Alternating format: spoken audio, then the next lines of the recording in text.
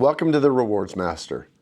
Today I'm going to do a keep or cancel video on the American Express Business Platinum Card.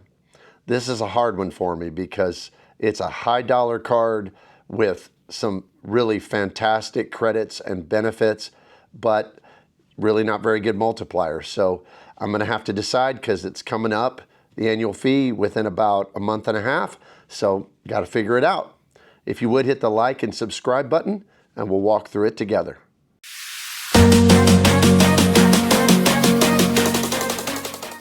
The American Express Business Platinum Card is really kind of similar to its consumer cousin, the Platinum Card by American Express. They both have a $695 annual fee, but from that point forward, they kind of diverge in the sense that they have different multipliers and they have different credits. Now, the first thing that I'll discuss with this card is the multipliers, because this is the real downside of the card. Even the personal platinum has better multipliers. Really, on the business platinum, if you make large purchases, I think it's over $5,000. If I'm incorrect, then put it down in the comments and correct me. But if you make large purchases, you get like 1.5 membership rewards on that. And that's just not great because there's a whole lot of cards. I mean, I have the Blue Business Plus, and a lot of people have that, and that is a zero annual fee card that gives you 2 points per dollar on every purchase all day long, up to $50,000. So that's just a way better choice to spend on, even on large purchases. But it also gives just 1 point per dollar on everything else, and you can get 5 points per dollar when you buy airfare through the portal. But if you're like me, I mean, I know they're trying to encourage people to use that portal. They make more money that way, but I don't use portals. So some people do, I know. Some people like to be able to use the points in that way and to just have the ease of just going through the portal for everything. But I do a lot of changes, I do a lot of cancellations, I do a lot of buying one flight and then waiting to see if I get a better deal close in and then canceling that flight. And that's just, there's more degree of nightmare when you're using a travel portal. So I just don't do that. So in this sense, the personal platinum would be better because it gives 5X directly with airlines. So I don't really worry about that very much because personally I use my City Prestige card. The City Prestige gives 5X, and then I get a little 10% boost because of the Rewards Plus, so it's actually even better than the Platinum would be. So when it comes to multipliers, this card is it's just terrible when it comes to that.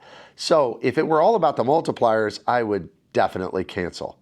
The second thing, though, that has to be considered is the credits. Now, all American Express cards that have a high dollar annual fee, they're going to have a lot of credits. And this card has a high dollar annual fee, $695, almost $700. But you, just like the personal platinum, you get a lot of credits to offset that. Again, it diverges from the personal platinum because some of the credits are the same, but most of the credits are very different. For instance, you get a $200 airline incidental credit.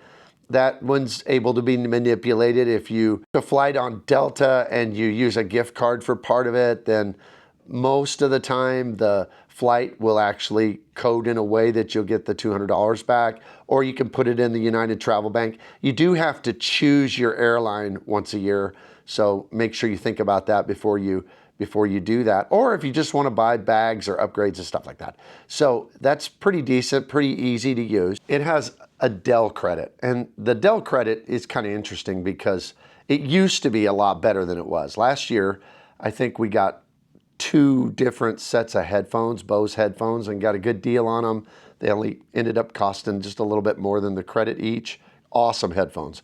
But now Dell has started rolling back a lot of what they have on their webpage, and I was trying to use it for this 6-month period, and wow, we really had to stretch to find anything that we needed or wanted on there. I guess if you needed new computer equipment or camera equipment, it'd be all right, but or you needed a PlayStation or something like that. But it's pretty limited on what's there. So I'm not sure what they're going to do with that in the future. But that Dell credit is $200 twice a year. So $200 the first 6 months, $200 the last 6 months, for a total of $400. So in theory, if you can use that Dell credit for good items that you need and you want, then that's an easy $400.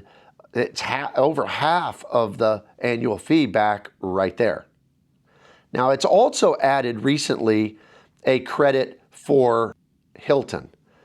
The Hilton credit is, well, it's pretty good. I mean, it's $400 a year. It's $50 a quarter, so every 3 months. But that sounds pretty rough, but you can use it at any Hilton property, or you can buy Hilton gift cards. And so that's what I do. It ends up costing you, if you buy a $50 Hilton gift card, like $1.95 for shipping or something. But to me, that's still worth it. So that's an easy one too. So just those credits right there, $800 back. Now, it also has a wireless credit.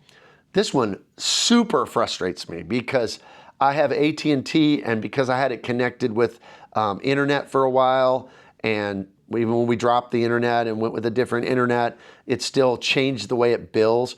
And for the life of me, I cannot get my AT&T payment to code right, so I don't get the $10 back a month. So what it has is a wireless credit. A lot of people would be able to use that, of $120 a year, $10 a month. So you add that on, that's like $920 in credits.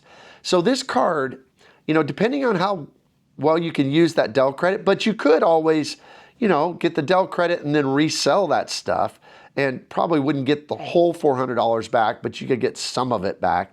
So overall, it's really got some good credits to it. You also get a clear credit if you don't have that on a different card, so you can give that to somebody else. I use it for my spouse because I get it on the Hilton Aspire too. So that's another really good value. What is it, $189, something like that. So overall, this credits, I mean, I think it's fair to say $900 plus in credits on the Business Platinum card. So those are good. They're different than the personal card. The personal card, I think its credits maybe a little better because you get the $200 airline, you get the $200 hotel through Fine Hotels and Resorts. You do get access to Fine Hotels and Resorts with this card, but you get that credit with the personal card that you don't get with this one. And so you get an Uber credit with the personal one. I mean, the personal one's very good on credits as well and has better multipliers. The card also gives really good lounge access. You get access, both a priority pass, and you also get access to the American Express Centurion lounges. And you also get access to Delta Sky Clubs when you're flying on Delta.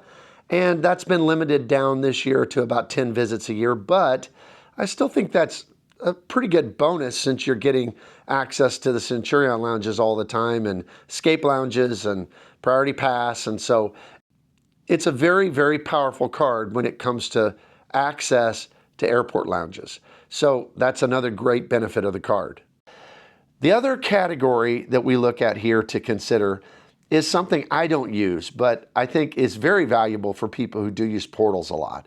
And that is, it gives a 35% refund on the points that you use when you book travel on your preferred airline, the one that you chose, or if you book business class travel on any airline. And so that comes out pretty good, because if you purchase through the travel portal at 1 cent a piece, and then you're getting back 35%, you end up getting like 1.54 or 1.56 cents per dollar. And that's even better than the Chase 1.5 if you're booking through their portal. So that's really quite good. And I don't use portals, and I try to get more than 1.56 cents per point anyway, because we usually use our points for aspirational type stuff. But I do think that's a really superpower of this card. So keep or cancel? That's really the question for me. $695, terrible multipliers, a lot of credits, pretty easy to get your money back if you're on top of it and disciplined. You get that extra portal thing. So is it worth it? Well, for me, I would say kind of not, but I'm not going to cancel it. What I'm going to do is I'm going to downgrade it. And I haven't decided yet. Probably going to downgrade it to the Amex Business Green Card, It's like $95 a year. It is terrible. I mean, the multipliers on it are really bad, and you get nothing back to offset it. So why would I do that? Well, I'm going to do that because I'm reasonably certain that Amex is going to offer me a upgrade back to the Platinum card or to another Business Gold card. I just got the Business Gold card, and I'm working on the sign-up bonus on that. So I'm going to plan to use these cards. And really, our strategy in our household, my spouse has the American Express Gold card. We're getting ready to upgrade that to the Platinum because we've got a 75,000 point bonus for that. And then when we run out of that and get to the point of the year mark, we'll downgrade it again, get another bonus. So it's kind of a way around the family language and the once in a lifetime language that American Express imposes. So what I do is in our family budget, I kind of average several different cards. We'll probably have 2 premiums, maybe 1 mid, maybe 1 low. I kind of do those averages, and that's how I figure the annual fees I'll have to pay every year. And then we're just going to be doing the upgrade, downgrade train on all of our American Express Green, Gold, and Business, both the personal and the Platinum versions. And so that's kind of our kind of points train going forward on American Express, and this card is part of that. What's your strategy on it? Do you have this card? Have you had it? Did you keep it? Did you downgrade it? Do you plan to get it in the future? What do you think of the downgrade strategy? And what do you think the value of this card is? I would love to hear all of that and have a discussion with you in the comments. So if you would, please, please don't forget to like and subscribe. And so if you'll do that, that helps me out a lot. Over 600 subscribers marching towards that coveted 1,000 mark, and that'll help me, and I really, really appreciate it. Thanks for visiting today. We'll see you here next time.